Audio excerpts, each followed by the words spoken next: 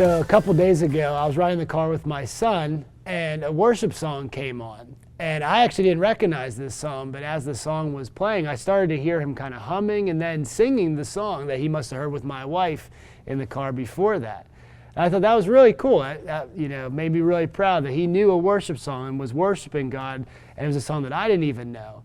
But it made me think about just what kind of tune are we playing in our everyday lives, or like what song are we singing? What are we pointing our children or our family or friends to? What are we pointing our coworkers to, or even strangers? In Matthew 5, verses 14 through 16, this is one of my favorite passages and a really famous passage that Jesus talks about that who his church is, who we are called to be. And he says, "You are the light of the world, a town built on a hill that cannot be hidden. Neither do people light a lamp and put it under a bowl. Instead, they put it on its stand, and it gives light to everyone in the house. In the same way, let your light shine before others, that they may see your good deeds and glorify your Father in heaven."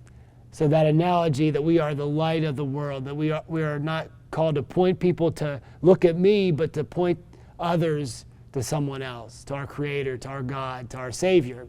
And another analogy of that, again, is what tune are you playing that other people are picking up on? Because people do pick up more than we might think. Are we playing a tune of negativity all the time? Are we playing a tune of selfishness, of just trying to get what we want and trying to control people to reach our needs?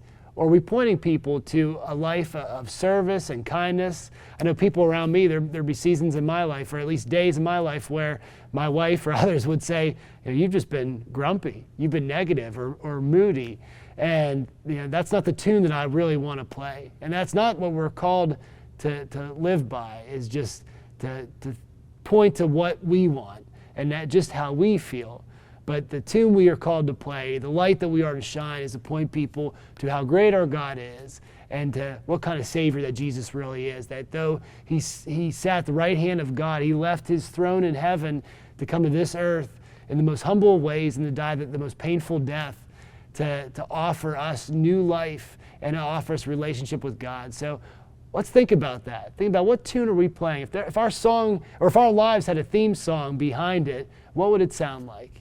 So I encourage you this week, play a tune that points others to our Savior.